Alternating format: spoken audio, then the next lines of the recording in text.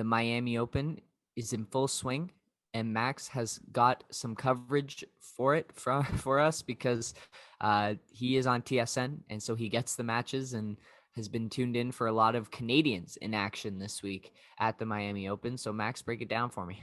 Yeah, we've got all our big four Canadian players to talk about. Some's tournament, 3 out of 4's tournament still underway, so that's pretty good. Starting off with Bianca Andreescu, who has won 2 matches now over her past couple of days, and tonight at 8:30 takes on Muguruza.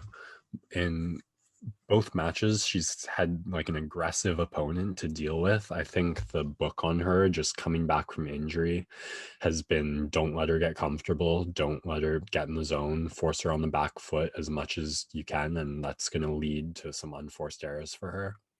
And that was kind of the story in both, though she pulled through both times in the first matchup in the second round against Martin Sova.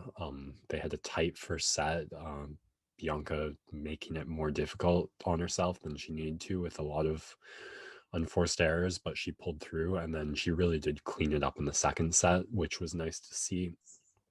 Her drop shot had really been troubling her and being like sometimes a key to success, but just losing her too many points. But when she got that going consistently, she was able to pull away and take the second set cleaner. This third round matchup against Anisimova, a US prospect, was a lot tighter, going into 3 sets. Bianca took the first set in a tiebreak, and then up and down momentum in that second set, but again, just making it a little harder on herself than she needed to with some of the unforced errors. But credit to her opponent, who played like a great aggressive game of tennis and was able to get out with a lot of winners. Then in the third set, Bianca had the big moment breaking midway through and then serving really decisively out. So credit for her showing that experience that she's already accumulated at the top once she had like the game in her hands with that break coming midway through the third set. She was able to serve. I think she won her last 2 service games, both 45 love. And I don't know how confident I am with her chances going on against this tournament. I think Muguruza tonight is going to be her biggest test so far. And she won, I think, against a less experienced at the top opponent who made some key unforced errors that were a big part of Bianca picking up that break midway through the third set. And I feel like normally when I'm watching Canadians play, I watch them control the game and decide their destiny in their own hands. Against Anisimova last night, it felt like Anisimova had destiny in her hands and dropped it, and Bianca was able to stay clean enough to win while still a couple unfortunately timed double faults and missed drop shots getting her into more trouble than she needed to. But you hope that the more games she accumulates, the more she can return to form and clean up some of that consistency and get the versatility of her game going, because I think that is a struggle for someone of her style getting back into form. There's so many things you need to get rolling, getting the serve, cleaning up the double faults, having those drop shots nailed, having a serviceable backhand, forehand to dictate rallies. It's hard for it all to come together in 1 or 2 nights.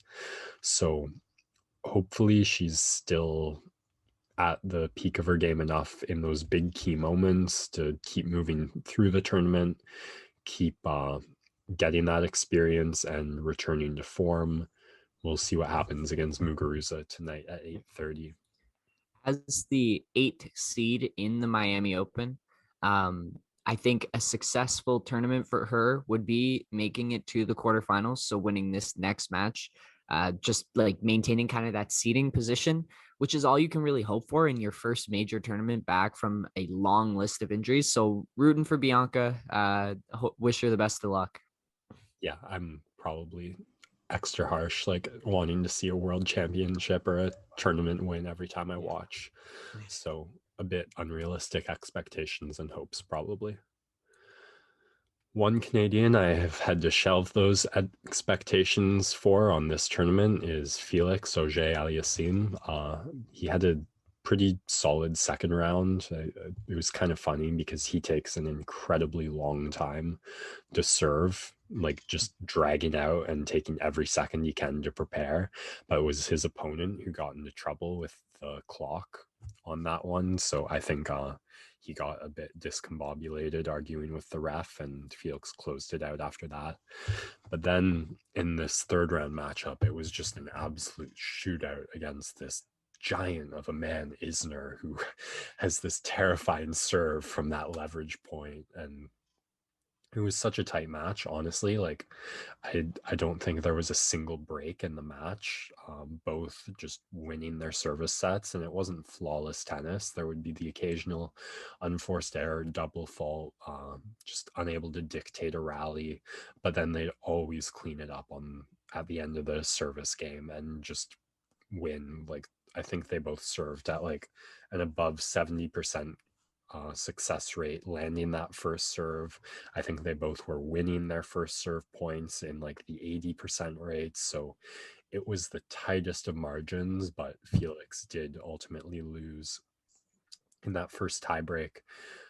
He had a chance to smash at the net and just send it wide, and just had one of those, what on earth, like what just took over my body, because that wasn't me, like looks on his faces and Sounds moments. like us playing tennis. Yeah, I think across all skill levels, that feeling is pretty universal. Just the consistency as to which it happens, but even at the top, it does happen occasionally, and it happened to Felix at the worst of possible times, and that lost him a bit of momentum in the rally, and then he was down 4-0 in that first tiebreak and fell. Then same thing in the second set, just crazy high level service game, digging themselves out of any stumbles they had through back and forth, will of nerves to stay at the very top of the serving game. But ultimately, Isner just better in the tiebreak that came. He managed to get the break to close out and win this match point. So Felix falls, showing some really phenomenal serving, but unable to deal with that serving, which I think is where he's got to go back to the drawing board, and just find a way to get those balls in play, and then use his athleticism to get the rallies back to a 50-50. Like, I, I saw him do it a couple times. You lunge, you send that ball preferably like high and far back in that way that just kind of like discombobulates the opponent a little, where they've got to get on their back foot, get to the ball, and it's still an easy return, but it brings the style of play less into like a dictate rally. And they're going to be going like corner to corner, have you on a loop, but Felix has the speed, the athleticism to get to those balls, and then he could slowly turn those rallies into 50-50 and start to dictate, is how I would have liked to see him handle the service return. Ultimately unable to do it. Isner, it's worth mentioning, is now 11-0 in tie breaks in the Miami Open. So maybe the guy's just built different when he's on those courts. But again, it's such a tight match and such tiny mistakes in the grand scheme of how many points are played that ultimately cost it for Felix. I think he had a pretty solid showing of himself, just came up against a guy who was serving a little bit better and in the zone. It's going to take a hell of a performance to overcome something like that on the service return, and Felix not quite there yet. I don't have much to say about Raonic. He'll be playing today. He's had the easiest of times so far, I think, in the second round, coming through only dropping 3 games. And I guess it's 9:50 right now, so he'll be stepping onto the courts in about an hour before this pod's even been uploaded. So good luck to Raonic. And then Shapo also will be playing today after he moved on to the third, which was a really fun match. Another 3-set game both looking really aggressive. Unlike the Felix Isner match, this one, the rallies were a lot more key, and you did get some more extended, fun rallies. Mostly a server's advantage type match. I think there was a sequence in the second set after Ivashnikov came up in the first set. They both were breaking each other, but I think it went like Shapo broke, got broken, broke again, and then returned to form, and then the service advantage continued. And it really was neck and neck, step for step, each guy pressing back whenever they got forced to step back. The unfortunate moment came in the third set. I think it was something like 2-3, and then some rain came in. Ivashnikov, they had to pause for 10 minutes. Ivashnikov was down advantage in a deuce on Shapo looking to break. He came back and double faulted there to give Shapo the only break of the set, which Shapo would close out on. Pretty strong last game, closing 45 love with some phenomenal serving. So you've got to feel bad that in this like step for step, smallest mistake costs you in the third set when both guys have the service game going, that it's something like double faulting after 10 minutes of not playing that ultimately is the difference that gets Shapo the break he needed to win the set. But I'll take it. Yeah.